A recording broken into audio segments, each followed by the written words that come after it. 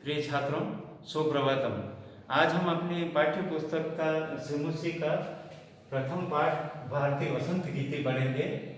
ये पहला पाठ है। आपको पहले पद्य वाले पाठ पढ़ाए हैं, तो उनमें सभी पद्यों को आपको अन्वय करके फिर अनुवादित करना होता है।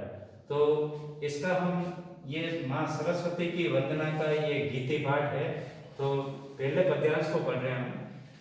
निनादय नवीनामय वाणी वीणा मृदुम गाय गीतिम ललित नीति लीना। ये पहला पदबंध है और उसके बाद ये पद्यांश चालू हो जाएगा। तो हम इस पदबंध को पूरा एक साथ लेंगे।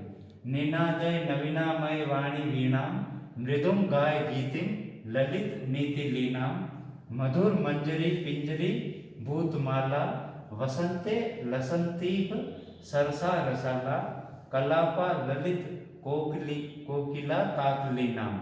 फिर ये लाइन वापिस आ जाएगी जो फर्स्ट में दे रखी, निनादय नवीनामय वाणी वीणा। यानी कवि इसमें माँ शारदे से प्रार्थना कर रहा है कि हे माँ शारदे, आप इस वसंत ऋतु में अपनी जो ललित नीतियों से युक्त जो वीणा है उसके तारों को ऐसा जागृत करो कि ये समस्त प्रकृति चलायमान हो जाए और सजीव हो जाए। तो सबसे पहले हम इसका अन्वय करेंगे कि अय वाणी ये जो संबोधन है इसको यहाँ से लिया है। तो अय वाणी नवीना वीणाम निनादय, नवीनामय वाणी निनादय। हे वाणी यानी हे माँ शारदे, नवीनामय वाणी वीणाम निनादय। अपनी इस नवीनाम वीणा, इस नवीन वीणा को निनादय यानी बजाओ। ये लोट लकार का मध्यम पुरुष एक वचन का दे रखा है कि हे माँ सरस्वती, तुम अपनी इस नवीन नीतियों से युक्त, नवीन संगीत से युक्त वीणा निनादय, इस वीणा को बजाओ और ललित नीति लीना, ललित नीतियों से युक्त मृदुम गीतिम गाय। मृदुम यानी मधुर, मधुर और मीठा, इसके पर्याय हो गए। तो ललित नीति लीना, ललित नीतियों से युक्त मृदुम गीतिम गाय, मधुर गीतों को गाओ। तो इसमें गाय जो शब्द दे रखा है वो गे धातु का लोट लकार का पद है। गायतु गायताम गायन्तु, गाय गायतम गायत। तो तुम मधुर नीतियों से युक्त अच्छे गीतों को गाओ। और इह वसंते, अब ये इह वसंते यहाँ से अलग करके लिया, लसंती लिखा हुआ है तो दीर्घ संधि से शब्द बन रहा है ये, लसंती प्लस इह, इस प्रकार ये दीर्घ मात्रा बनी है। तो इह वसंते, इस वसंत ऋतु में, इह वसंते यानी इस वसंत ऋतु में मधुर मंजरी पिंजरी भूतमाला, मधुर मंजरी, मधुर मंजरियों से युक्त जो आम के वृक्षों का जो झुरमुट होता है, तो आम के वृक्षों पर वसंत ऋतु में जो आम के फूल आते हैं, जो फल आने से पहले की जो प्रक्रिया है उसको मंजरी कहते हैं। तो मधुर मंजरी, मधुर मीठी मंजरियों से युक्त पिंजरी भूतमाला, पीली पीली जो आम की मंजरियां हैं उसकी पंक्तियों से युक्त जो आम के वृक्ष हैं वो सुशोभित हो रहे हैं। सरसा रसाला, सरसा यानी मधुर रसों से युक्त, रसाला यानी आम के फल, लसंती यानी सुशोभित हो रहे हैं। आम के फल, आम के जो पेड़ हैं वो मधुर मंजरी पिंजरी भूतमाला, मधुर मीठी मंजरियों से युक्त, पीली पंक्तियों से युक्त सरसा रसाला, सरस आम के वृक्ष लसंती यानी सुशोभित हो रहे हैं। और ललित कोकिला, जो कोयले हैं, उस आम के वृक्षों के झुरमुट के बीच कोयले बसती है।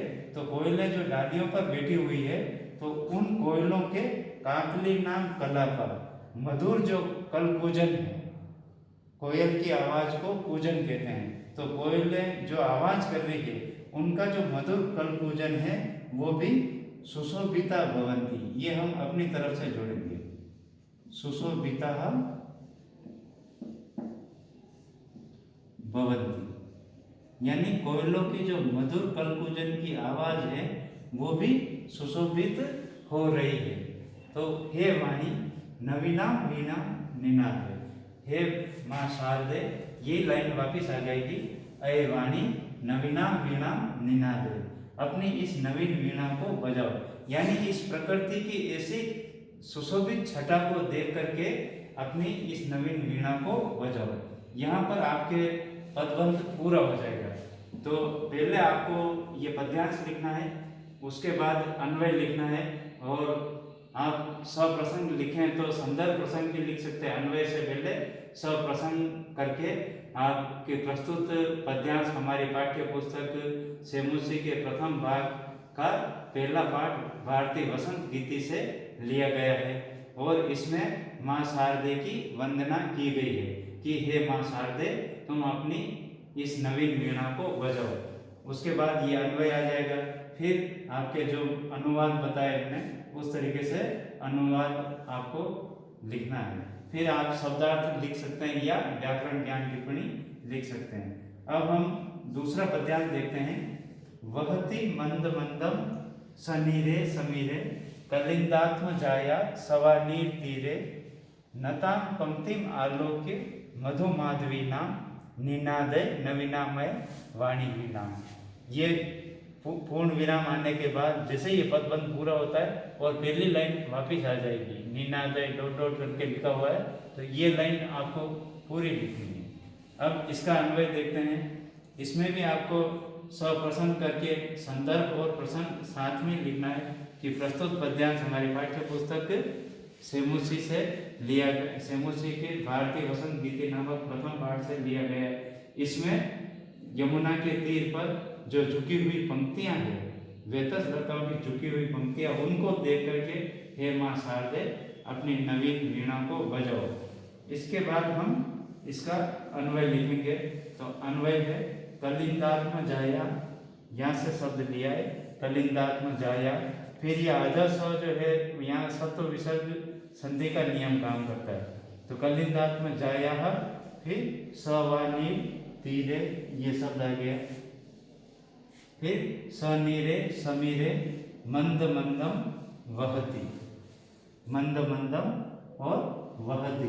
फिर मधु माधवी नाम, मधु माधवी नाम नताम पंक्तिम और आलोक्य, नताम पंक्तिम आलोक्य हे वाणी व अय वाणी नवीनाम वीणाम निनाद।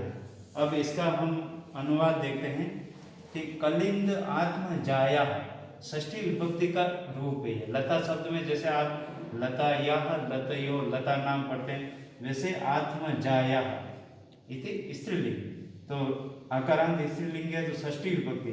तो कलिंद आत्म जाया, कलिंद नामक दैत्य की जो पुत्री थी, आत्म यानी स्वयं की, उसकी पुत्री कौन? यमुना।